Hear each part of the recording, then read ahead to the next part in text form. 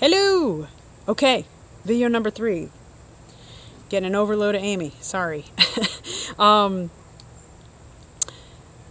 yeah, you know what? In the last one, somebody asked me if there was anything I would change about my weight loss surgery experience. I thought of something. I would probably have prepared myself better for the hair loss. I already have thin hair, by virtue of medications I had to take as a young person for asthma and just family, probably genetics. It's not the thickest hair. My hair's mostly come back, and I'm really happy with it, and I'm happy with everything that's happened there. But I had a pretty rough period there where I even had purchased a wig and was wearing handkerchiefs and stuff on my head when I'd go work out, just because I didn't want to deal, and I do that anyway still, because I don't want to deal with washing my hair when I'm about to go work out anyway. But I was not emotionally ready for that at all. And even though everyone's like, "Ooh, hair loss," I was like, how much worse could it get? The answer is much worse. But you follow the rules. You take your biotin. You keep your scalp as well treated as you can. I use Nioxin shampoo to keep buildup off of my hair, and I really tried to eat for my hair as much as possible. Make sure I got my protein in, so that the building blocks for making keratin are up there. And my hair came back. It did. And it's still not thick, but it's back to where it was before, and that's fine with me. So yeah, that's probably the one thing.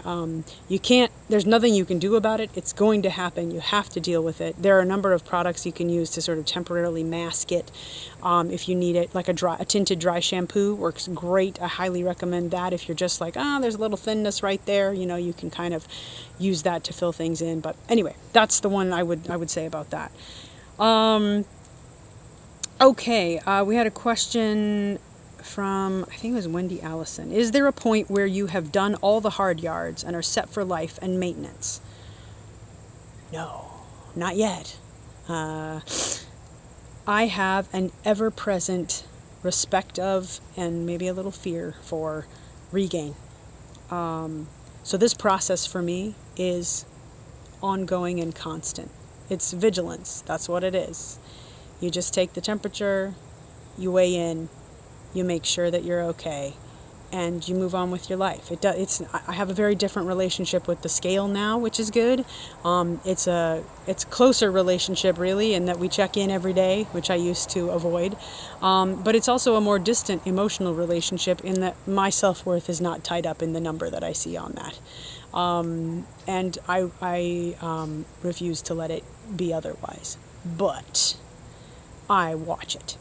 I really do watch it. All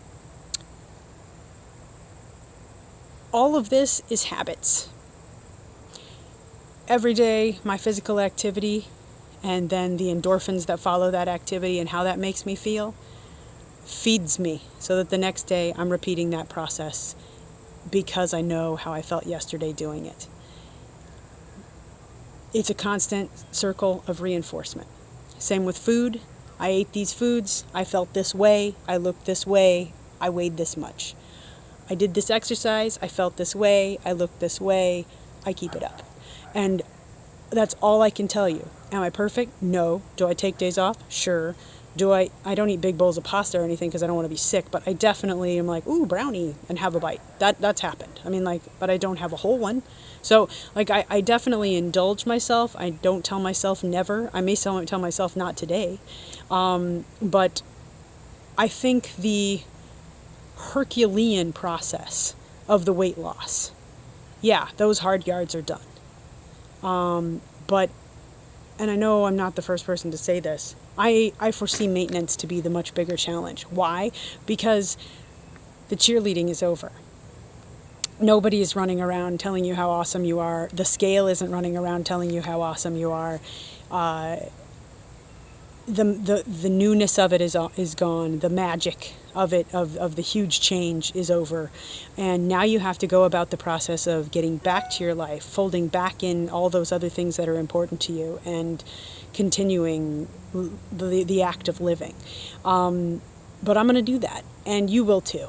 I don't think I think the more you can institute these things as habits for yourself, the better off you're going to be. We are hamsters. That's what, I mean, if you get us into doing something and give us a reward for it, and that reward does not have to be food, we will come back for more.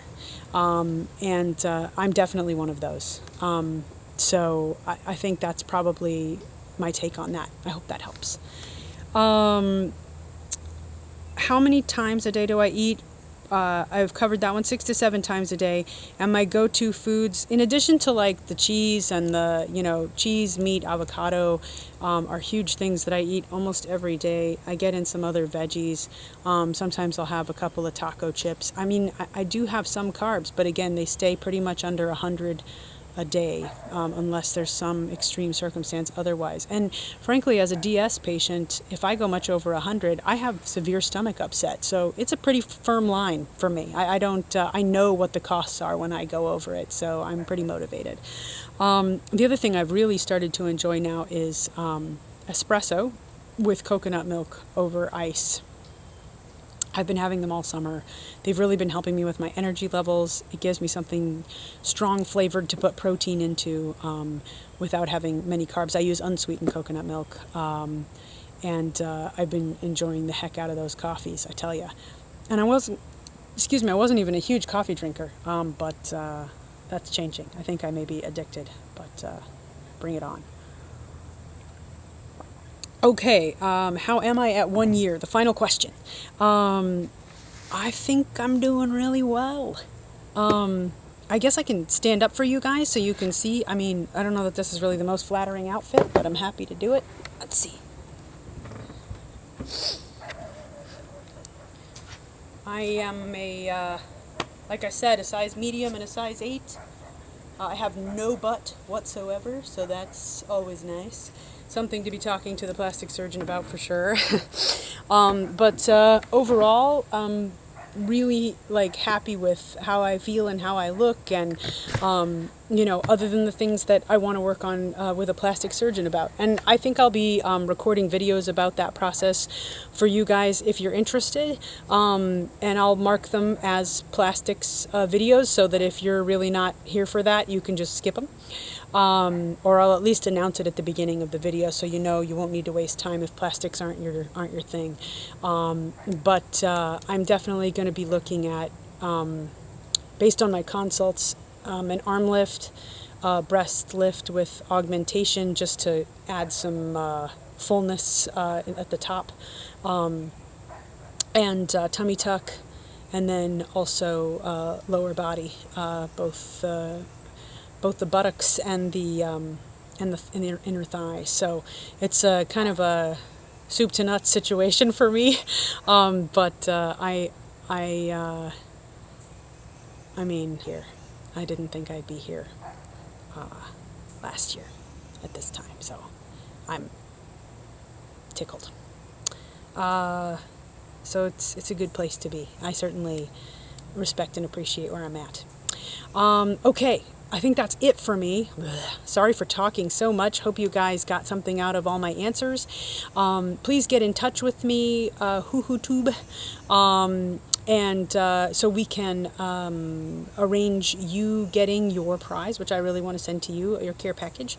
And thanks to everybody who participated, and thanks you guys so much for watching my videos, for being supportive, for being patient, and for being yourselves. I really have appreciated it and enjoyed having this channel. I will talk to you guys soon. Take care.